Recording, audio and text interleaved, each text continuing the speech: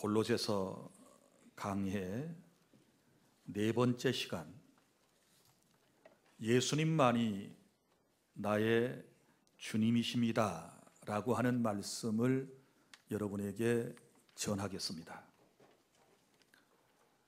로마 제국시대 로마 사람들의 인사말은 가이사는 주님이십니다 라는 말이었습니다. 그러면 그 상대는 맞습니다, 나의 주님은 가이사입니다, 이렇게 대답을 했습니다. 가이사라고 하는 말은 황제를 일컫는 말입니다. 그러나 당시 예수님을 구주로 믿고 사는 사람들은 이런 인사말에 동의할 수 없었습니다. 사람들이 가이사는 주님이십니다 이렇게 말하면, 아닙니다, 예수님께서 나의 주님이십니다 라고 대답을 했습니다. 그러나 이 고백 때문에 수많은 그리스도인들은 로마의 원형 경기장인 콜로세움에서 맹수에게 찢겨 밥이 되었고, 불에 타 죽었고, 그리고 끓는 기름 가마에서 죽어갔습니다. 신실한 그리스도인들은 죽음 앞에서도 예수님만이 나의 주님이시라고 고백을 했습니다. 유세비우스의 교회사에 보면 순교자 폴리캅에 대한 이야기가 이렇게 기록되어 있습니다. 폴리캅은 사도 요한의 제자였습니다. 그는 터키의 소아시아 지방에 있는 서머나 교회의 감독이었습니다.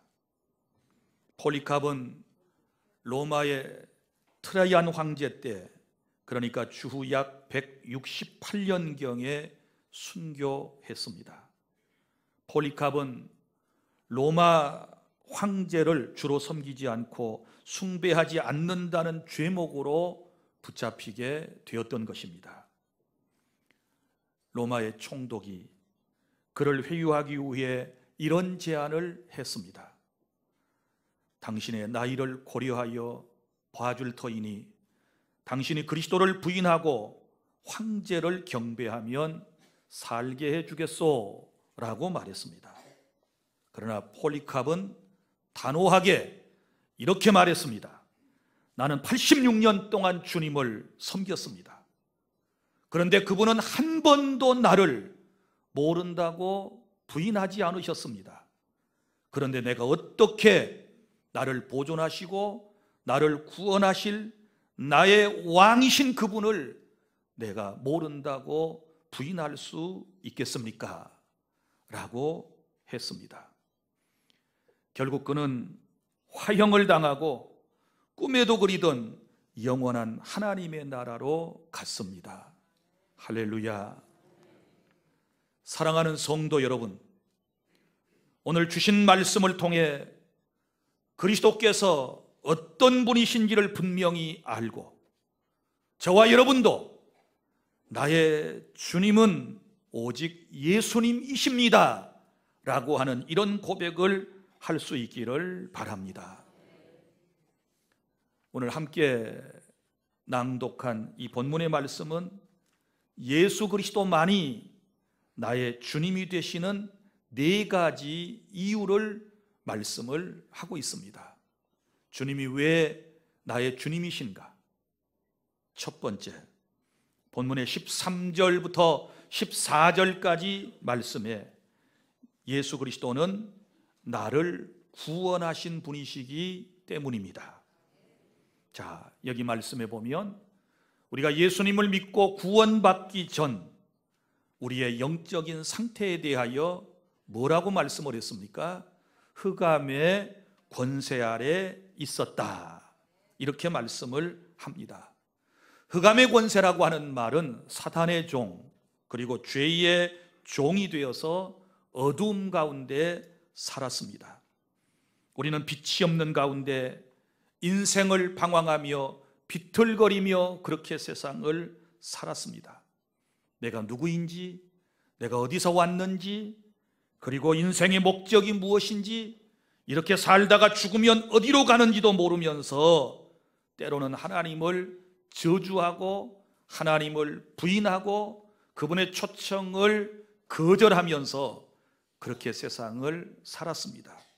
때로는 악한 마음이 우리 마음속에 생겨서 다른 사람에게 해를 끼쳤고, 심지어는 하나님을 섬기는 사람들을 조롱하며 우리는 그렇게 살았던 적이 있습니다. 여러분, 그런데 왜 그렇게 살았습니까? 왜 우리가 어둠 가운데서 그렇게 살았습니까? 그것은 흑암의 권세 아래 있었기 때문에, 사단의 세력 하에 우리가 지배당하는 삶을 살고 있었기 때문에 우리는 그렇게 살 수밖에 없는 존재들이었습니다. 그런데 감사하게도 우리를 사랑하시는 하나님께서는 예수 그리스도를 통해서 우리를 흑암의 권세에서 건져내어 주셨음을 믿으시기를 바랍니다. 우리를 건지신 주님께서 우리를 지금 어디로 옮겼다고 말씀을 하고 있습니까? 여기 보면 그의 사랑의 아들의 나라로 옮기셨으니, 할렐루야. 그의 사랑의 아들의 나라는 그가 사랑하시는 아들 예수 그리스도, 곧 천국을 의미하고 있는 것입니다. 여기 옮겼다라고 하는 말은 당시 골로새에 사는 성도들에게는 이 깊은 깨달음이 있는 그런 말씀이었습니다. 고대 사회에서는 정복자들이 싸움에서 이기게 되면 자신의 나라 백성을 새로운 땅으로 이주를 시켰던 것처럼 사단을 이기신 주님께서 우리를 그리스도의 나라로 옮겨주셨기 때문입니다. 할렐루야. 이 놀라운 일, 즉 흑암의 권세에서 그의 사랑의 아들 곧 그리스도의 나라로 옮겨진 것은 어떻게 가능하게 되었을까요? 가능한 이유가 있습니다.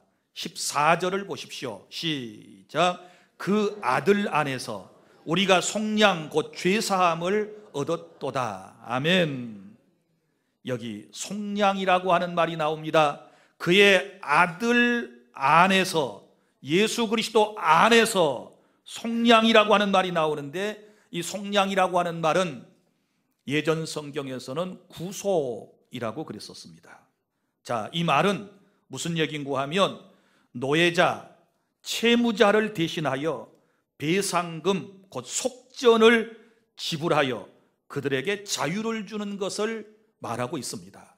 무슨 말인고 하면 로마 시대에는 노예 시장이 있었습니다. 예를 들어서 어떤 사람이 누구에겐가 많은 빚을 져서 갚을 형편이 못 되면 자신을 노예 시장에 내놓는 일이 빈번했습니다. 그때에 누군가가 그를 보고 지나가다가 그냥 지나칠 수가 없었습니다. 그래서 그의 사연을 들었습니다. 또 빚이 얼마인가를 충분히 들었습니다. 그리고 자신이 도저히 자신의 능력으로는 빚을 갚을 수 없었기 때문에 자기 자신을 노예로 내놓았다는 이야기를 듣게 되었을 때 이분은 자비로운 분이었고, 이분은 긍휼이 풍성한 사람이었고, 더더구나 부요한 사람이었기 때문에 자신이 그 노예가 되려고 지금 그곳에 나 있는 그 사람의 모든 빚을, 채무를 대신 다 갚아주고 그 사람을 사는 것입니다. 사고 나면 어떻게 됩니까? 이제는 산 사람의 것이 됩니다. 그런데 감사하게 이분은 자기의 돈을 지불하고 그를 사고 난 다음에 그에게 자유를 선포했습니다. 이제 당신은 자유요 하고 선포를 하게 되었을 때 또 이 은혜를 입은 사람은 당신에게 자유를 주신 것, 당신이 제게 자유를 주신 것 너무너무 감사합니다. 이제 제가 내 삶을 일평생 동안 당신을 위하는 데 쓰도록 하겠습니다 하고 그분에게 헌신하고 봉사하는 것이 그 당시에 있었습니다.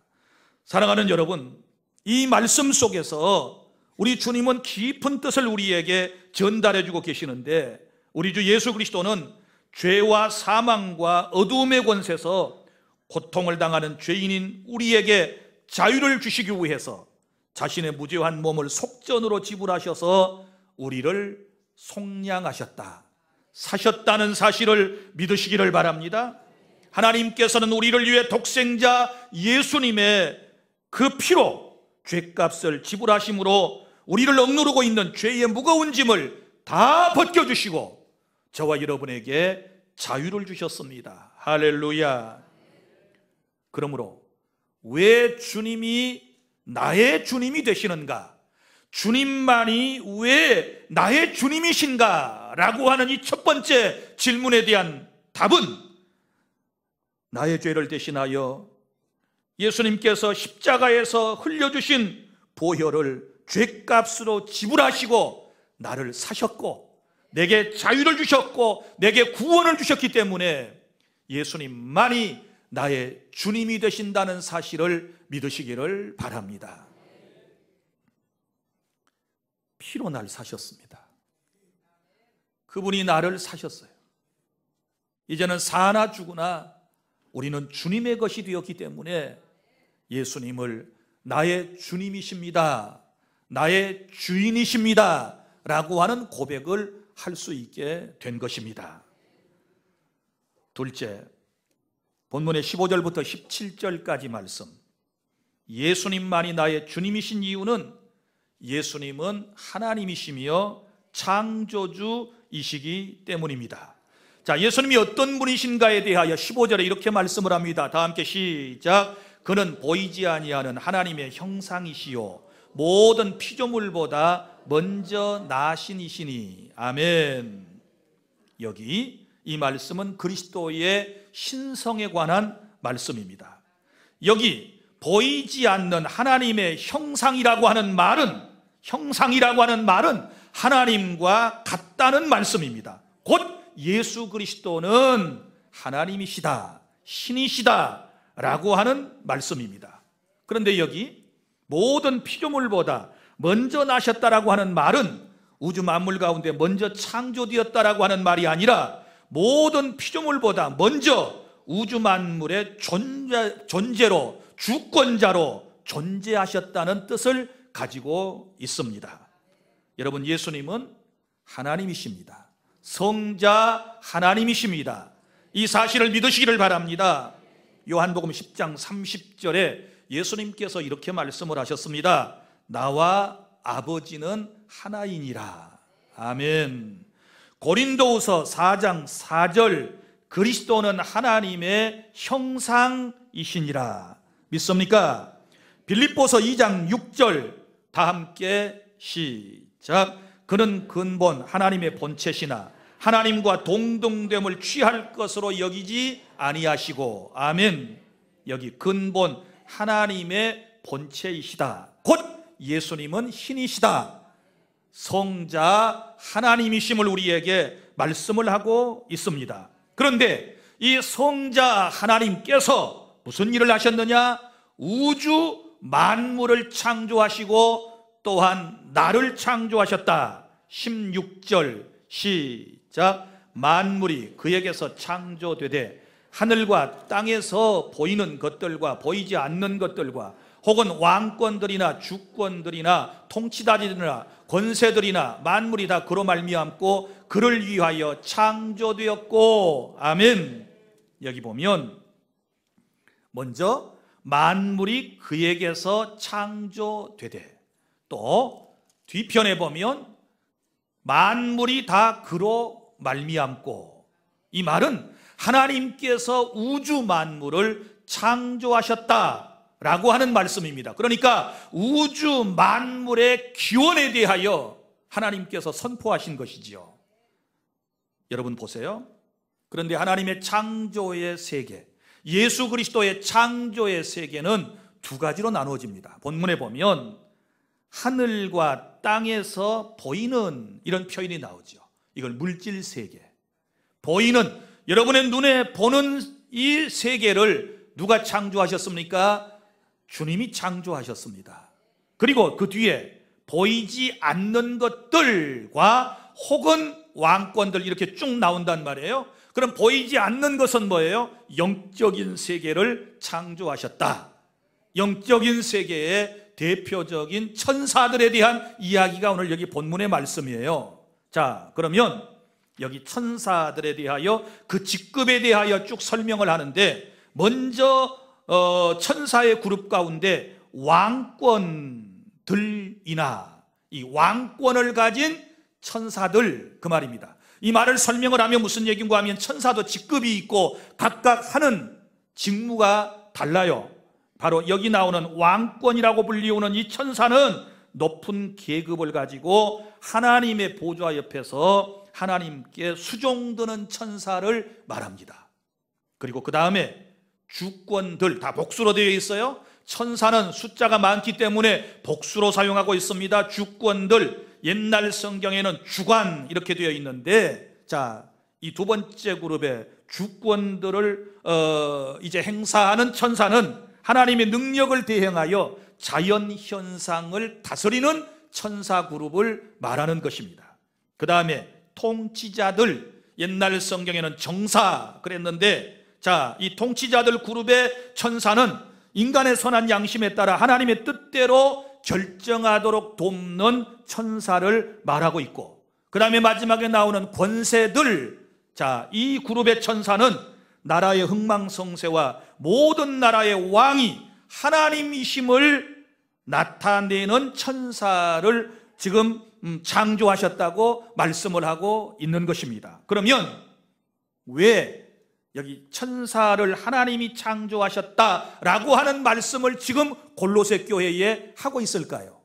여러분이 첫 시간에 들은 대로 골로새 교회에 바울에게 복음을 받았던 에바브라가 그곳에 가서 교회를 개척했다 그랬습니다. 교회가 한참 붕성장하는데 그 교회 안에 이단 세력이 들어왔습니다. 거짓 선지자들이 들어와서 엉뚱한 이제 교리를 설파하기를 시작했습니다. 그래서 교회가 영적으로 매우 혼탁한 그때에 그 교회를 담임하던 에바브라가 저 로마 감옥에 있는 바울을 찾아가서 교회 형편 얘기를 하게 되었을 때, 바울이 바로 이 골로새 교회에 편지를 써서 두기고라고 하는 사람의 편에 붙여가지고 이게 골로새 교회 지역적으로 와서 회람서신이 되어서 사람들이 서로 돌려서 이 글을 읽게 된 것이지요. 그러면 그 중에 거짓 선지자들이 와가지고 잘못된 선생들이 가르친 것 가운데 하나가 뭐냐 그러면 천사 숭배 사상이에요.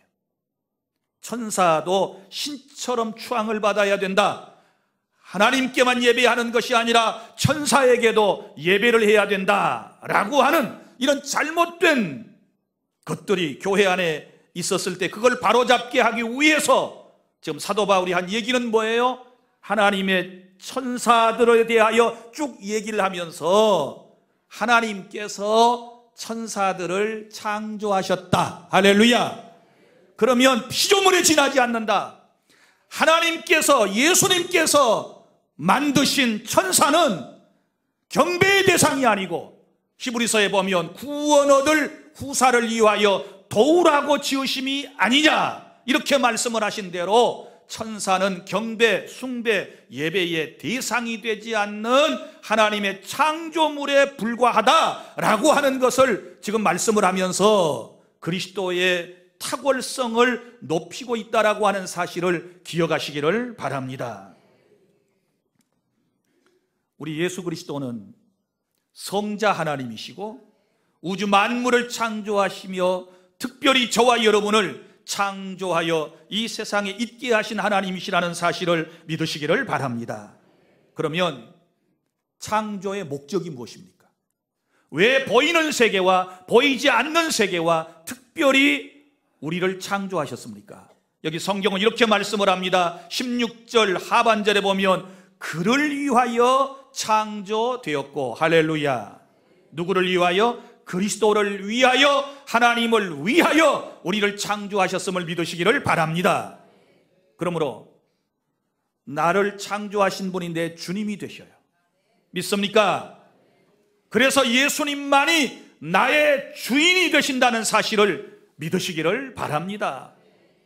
그리고 주님에 의하여 이 세상에 있게 된 나는 그를 위하여, 예수님을 위하여, 그분이 말씀하심을 따라서 하나님의 영광을 위하여 날마다 하루하루를 살아가야 한다는 것을 꼭 기억하며 인생을 하나님의 영광을 위해 살아가실 수 있기를 바랍니다.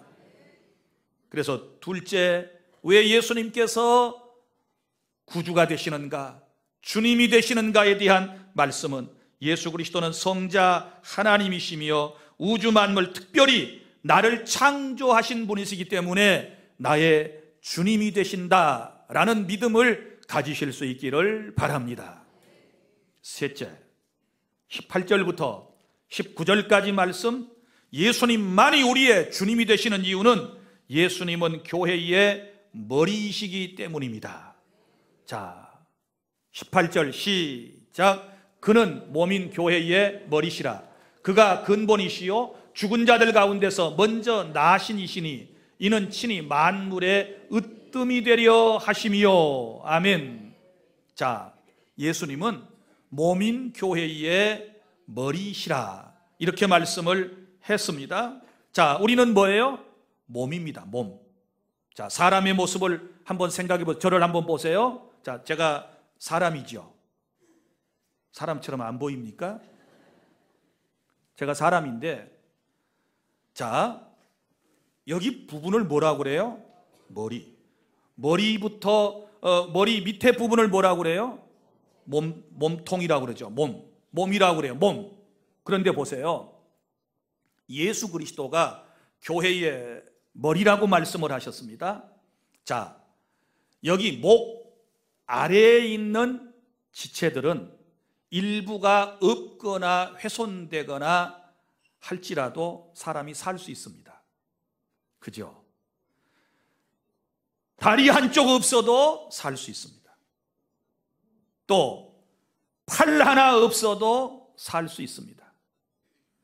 우리 장기 가운데 어떤 것들은 하나 없어도 우리 살 수 있습니다. 그러니까 하나뿐인 내 편에서 최수정이 간을 이식을 해 주었습니다.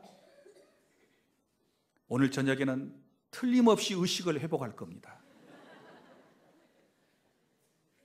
그런데 머리 밑에 모든 사지 그리고 장기는 일부분이 없어도 사람이 살 수 있지만 머리 없으면 죽습니다.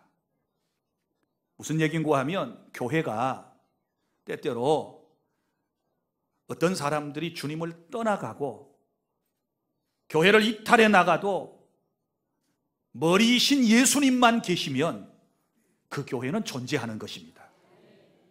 믿습니까? 아무리 몸통이 건강하고 모든 것이 다 제자리에 있다 할지라도 머리가 없으면 사람은 죽듯이 예수 그리스도 없는 교회는 죽은 교회입니다. 그건 존재할 수가 없는 것입니다. 믿습니까? 고린도전서 12장 27절, 너희는 그리스도의 몸이요 지체의 각 부분이라. 에베소서 1장 22절부터 23절 다 함께 시작. 또 만물을 그의 발 아래 복종하게 하시고 그를 만물 위에 교회의 머리로 삼으셨느니라. 교회는 그의 몸이니 만물 안에서 만물을 충만하게 하시는 이의 충만함이니라. 아멘. 여기 그를 만물 위에 교회의 머리로 삼으셨다. 예수님은 교회의 머리이십니다. 그러면 18절부터 19절까지 예수님께서 교회의 머리가 되시는 이유가 뭘까요? 여기 네 가지로 설명을 하고 있는데, 자, 예수님께서 교회의 머리가 되신 이유, 여기 보면 그가 근본이시라 그랬거든요. 이 근본을 잘 이해하는 것이 중요합니다. 자, 근본이시요. 그랬으니까 첫 번째는 바로 이런 거예요. 교회의 근본이 누구로부터 시작되었습니까? 예수 그리스도로부터. 마태복음 16장 18절 예수님께서 분명히 말씀하셨습니다. 내가 내 교회를 세우리니 음부의 권세가 이기지 못하리라. 할렐루야. 교회의 근본은 예수님으로부터 시작되었어요. 그러면 주님이 세우신 교회라면 교회의 주인은 누구이시겠어요? 예수 그리스도이심을 믿으시기를 바랍니다. 두 번째 이유, 왜 예수님께서 교회의 머리가 되시느냐?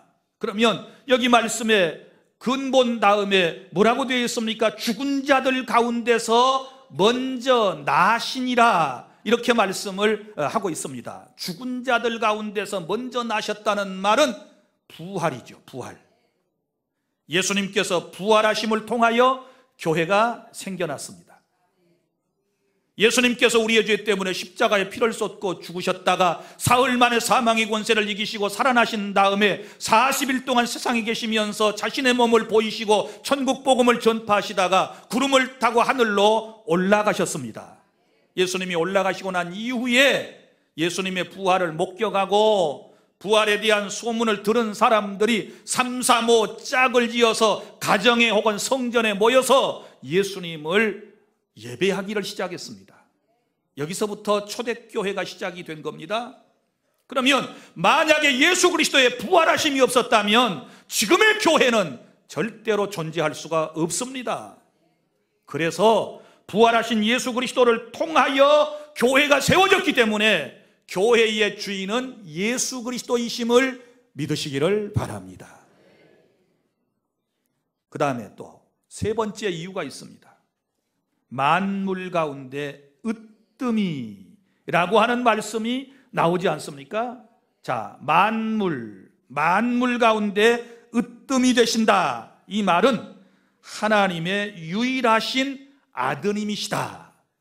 으뜸이 되시는 하나님의 아드님이시다. 할렐루야. 자, 특별히 부활과 승천을 통해서 예수 그리스도를 성부 하나님께서 높이셨다, 이렇게 말씀을 하고 있지 않습니까? 그래서 예수 그리스도는 만물의 으뜸이 되시기 때문에 곧 교회의 머리가 되시는 줄 믿으시기를 바랍니다. 그리고 또 한 가지 이유가 나옵니다. 왜 예수님이 교회의 머리가 되시는가? 그 다음에 이렇게 19절 시작. 아버지께서는 모든 충만으로 예수 안에 거하게 하시고 라고 말씀을 합니다. 자, 무슨 얘기인가 하면 예수님 안에 누가 충만하십니까? 아버지가 충만하시다. 아버지는 누구이십니까? 성부 하나님. 자, 그러면 성부 하나님께서 예수 그리스도 안에 충만하시면 곧 예수님은 하나님이십니다. 할렐루야. 그러니 예수님은 교회의 머리가 되신다는 사실을 믿으시기를 바랍니다. 지금 왜 이 얘기를 쭉 사도 바울이 하고 있는 줄 아십니까? 이것도 역사적 배경을 이해해야 된다 그랬지요. 자, 언제부터인가 골로새 교회 안에 아주 잘못된 이단들이 들어왔다 그랬죠. 거짓된 교사가 들어온 것 가운데 하나가 뭐냐 그러면 율법주의, 할례파들이 들어왔습니다. 예수님만 믿는 것으로 구원받는 것은 뭔가 좀 부족하다. 전라도 말로 아심찬다. 그래서 예수님도 믿어야 하지만 금욕적인 삶을 살아야 하고 율법을 지켜서 특별히 할례도 받아야 하는 것이고, 그리고 또 천사도 숭배하고 뭔가 선한 일을 많이 해야 구원을 받는다라고 하는 생각이 언제부터인가 자리 잡기를 시작했습니다. 이런 안타까운 이야기를 듣고서 바울은 아니야, 예수님만 믿으면 충분해. 왜냐하면 예수 그리스도 안에 하나님이 충만히 거하셔. 할렐루야. 곧 그분은 하나님이셔. 그러니까 예수님만 믿으면 다른 어떤 것도 구원받는데 필요 없어 라고 하는 말씀을 주시기 위하여 이 논술을 하고 있는 것입니다. 깨달아지시면 아멘. 아직도 신앙생활 하면서 내가 뭐 헌금을 많이 해야, 내가 금식을 며칠 동안 해야, 내가 착한 일을 몇 가지 정도 해야 구원받을 수 있을 거라고 생각하시는 분들 계시면 말씀으로 돌아오시기를 바랍니다. 예수 그리스도만 믿으면 충분하십니다. 할렐루야. 왜냐고요? 아버지께서는 모든 충만으로 예수 안에 거하시기 때문에 예수님만 믿으면 다 끝나는 거예요. 구원은 예수님만 믿기만 하면 다 끝나게 된다는 사실을 깨달을 수 있기를 바랍니다. 그리고 또 왜 예수님께서 교회의 머리라고 자꾸 강조를 하고 계실까요? 그것은 이때 당시에도 골로새 교회 안에도 자기가 으뜸이라고 자꾸 치켜세우고 교만한 무리들이 있었기 때문입니다. 있었지 않았겠습니까? 그런 잘못된 사상을 지금 바로잡아주기 위해서 예수님만이 교회의 으뜸이시다. 왜? 예수님은 교회를 세우신 주인이시고, 믿습니까? 예수님의 부활을 통하여 교회가 세워졌고, 만물 가운데 예수님은 으뜸이 되시고 하나님의 영으로, 하나님으로 충만하신 분이시기 때문에 예수님이 교회의 으뜸이 되시는 거지 사람은 아무것도 아니다, 이걸 강조하고 있어요. 믿습니까? 언제까지나, 주님 오실 때까지 예수 그리스도는 목포주안 교회의 주인이 되심을 믿으시기를 바랍니다. 이 믿음이 흔들림이 없어야 돼요. 여러분, 왜 예수님만이 우리의 주님이십니까? 하나님이 충만하신 곧 하나님이시기 때문이고 교회의 머리가 되시기 때문에 예수님만이 나의 주님이십니다. 믿습니까? 믿으시기를 바랍니다. 넷째로, 20절부터 22절까지 말씀, 예수님만이 우리의 유일한 주님이 되시는 이유는 화평케 하신 분이시기 때문입니다. 자, 첫째 아담의 불순종으로 우리가 죄인이 되고 하나님과 원수가 된 것 아시지요? 그러나 둘째 아담이신 예수 그리스도의 순종으로 하나님과 인간 사이에 화평이 이루어졌습니다. 그런데 하나님과 인간 사이를 화평케 하기 위해서 예수 그리스도께서 하신 일을 여기 기록을 하고 있는데 그걸 절대로 잊어버려서는 안 돼요. 자, 인간이 죄를 지었습니다. 하나님과 원수가 되었습니다. 하나님과 인간 사이에 죄가 딱 가로막히고 난 다음에 이제 인간이 하나님께 감히 나아갈 수 없는 존재가 되고 만 것입니다. 그런데 여기 22절 시작, 이제는 그의 육체의 죽음으로 말미암아 화목하게 하사. 자, 여기까지. 이제는 그의 육체의 죽음으로 말미암아 화목하게 하셨다라고 하는 말은 무슨 말인고 하면 예수 그리스도의 죽음에 대한 얘기인데, 이 말씀을 이해하려면 구약의 배경을 아셔야 돼요. 구약 시대에는 사람이 죄를 지으면 어떻게 용서를 받고 하나님께 나갈 수 있었던가요? 제사 행위지요. 제사는 어떻게 하는 것입니까? 내가 죄를 지으면 짐승에게, 양이나 염소나 비둘기나 소, 이런 짐승에게, 하나님이 정하신 짐승에게 나의 모든 죄를 다 전가시키지요. 뒤집어 씌우게 하고 난 다음에 그 죄 없는 짐승이 피를 쏟고 죽으면 그 모습을 보고, 그 피 흘리는 모습을 보고 하나님께서 우리의 죄를 용서하시고 하나님께로 나갈 수 있는 길을 열어주셨어요. 그래서 구약의 제사는 짐승의 제사, 피의 제사였습니다. 마찬가지로 우리가 하나님과 멀어진 것은 죄 때문인데 이 죄의 문제가 반드시 해결돼야 되는데 예수님께서 친히 화목제물로 우리에게 오셨어요. 보라, 세상 죄를 지고 가는 하나님의 어린 양이로다. 세례 요한이 예수님을 보고 그렇게 말했습니다. 예수님은 세상의 모든 죄, 저와 여러분의 모든 죄를 지고 어린 양으로 이 땅에서 우리의 모든 죄를 처분해 주셨다는 사실을 믿으시기를 바랍니다. 우리의 모든 죄는 어린 양 되시는 주님에게 다 전가되었습니다. 그리고 예수님께서 십자가에서 여기 육체의 죽음으로 말미암아 화목제물로 나의 죄 때문에 십자가에서 피를 쏟고 죽으심으로써 이제는 우리가 하나님께 나아가는 길이 열렸다, 그 말이지요. 믿습니까? 자, 보십시오. 하나님과 인간이 죄로 멀어졌어요. 그런데 예수님께서 십자가로 다리를 쫙 놔주셨습니다. 믿습니까? 십자가의 다리는 예수님의 육체의 죽음을 의미하는 거예요. 그래서 예수 그리스도를 통하여 우리가 거룩하신 하나님 앞에 나아갈 수 있게 되었다. 고로 예수님만이 나의 주님이십니다. 요한복음 14장 6절, 내가 곧 길이요 진리요 생명이니 나로 말미암지 않고는 아버지께로 올 자가 없느니라. 왜 예수님이 우리의 유일한 주님이십니까?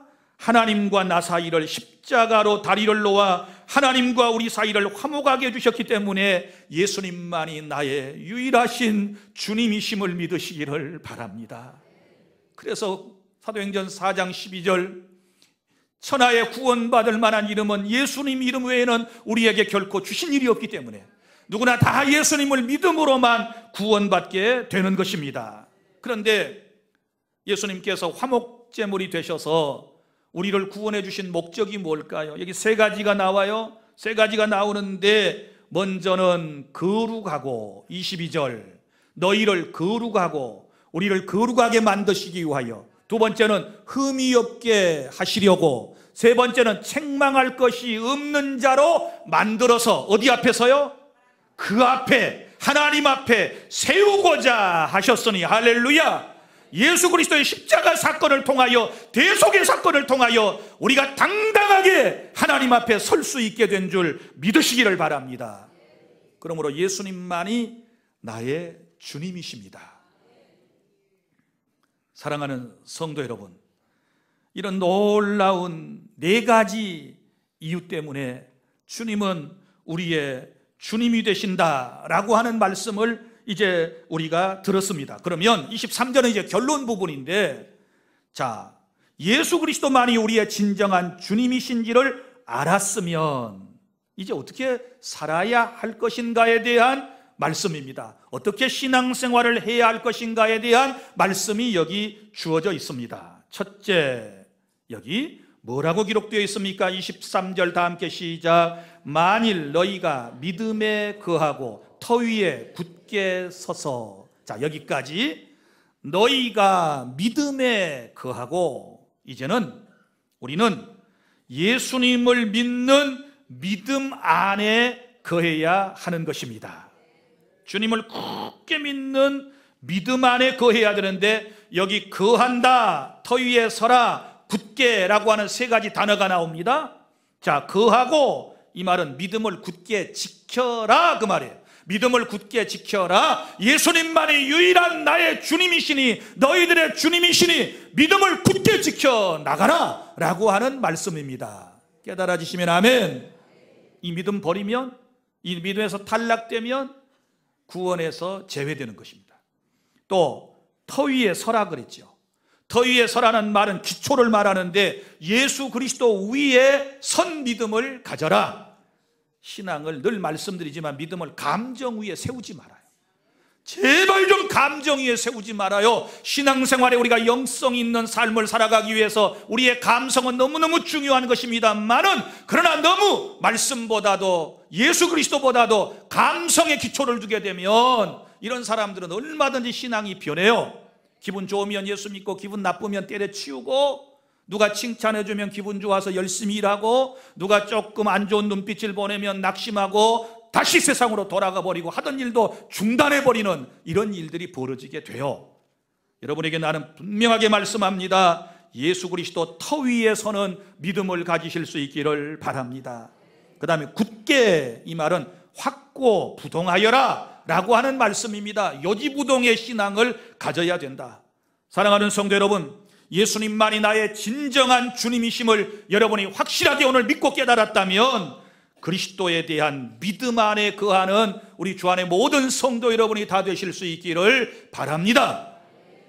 그 다음에 두 번째, 어떻게 살아야 합니까? 복음의 소망 안에서 살아야 합니다. 복음의 소망을 가지고 살아라. 이 말은 예수 믿고 구원받아 영원한 생명을 얻은 이 소망 가운데 날마다 살아가라고 23절 중반절에 보면 말씀을 하고 있습니다. 여러분, 복음 가운데서 천국의 소망을 가져야지 세상의 소망으로만 가득 차 있다면 세상의 소망은 언젠가 끊어질 그날이 있다고 그랬지요. 그러나 복음의 소망, 천국의 소망은 절대로 변하지 않습니다. 할렐루야. 이 땅에 발붙이고 살아도 우리는 천국의 시민권을 가진 사람들이기 때문에 하나님을 바라보고 이 땅에서 하루하루를 성실하게 하나님의 영광을 위하여 살아가실 수 있기를 바랍니다. 셋째, 이 복음을 이제는 천하 만민에게 전파하여야 하는 것입니다. 자, 이 복음은 천하 만민에게 전파된 바요 그랬습니다. 이미 지금 바울은 하나님의 복음을 에바브라라고 하는 사람에게 전했고, 에바브라라고 하는 사람은 골로새 지역에 와서 이 복음을 전하고 그곳에 예수 믿는 사람들이 생겨서 교회가 생겼단 말이고, 지금 저와 여러분도 이미 이 천하 만민에게 전파된 복음을 듣고 구원받아 목포 주한교회 한 가족이 되었음을 믿으시기를 바랍니다. 그러면 이제 우리가 해야 할 일이 있습니다. 내가 복음을 받고 하나님의 자녀가 되었으면 이제는 내가 할 일은 내가 여기 말씀에 기록된 대로 나 바울은 복음의 일꾼이 되었노라 말씀하신 것처럼 이제는 저와 여러분이 사도 바울처럼 복음의 일꾼의 사명을 감당해야 되는 줄 믿으시기를 바랍니다. 성도 여러분, 금년에 우리 다른 건 몰라도 가족 가운데서, 친구 가운데서, 이웃 가운데서 누구 한 사람이라도 주님께 인도해서 하나님께 영광을 돌려야 되지 않겠습니까? 여러분들이 분명히 예수님만이 나의 주인, 주님 되심을 확실하게 믿는다면 이제 또 다른 사람에게 이 사실을 알려주시기를 바랍니다. 그래서 예수님을 믿고 구원받고 하나님께 영광 돌리고 주님이 약속하신 놀라운 복을 금생과 내생에 받아 누리고 하나님께 영광 돌리는 주안의 아름다운 공동체와 또 다른 사람들이 많이 여러분 주변에 일어날 수 있기를 바랍니다. 기도하겠습니다.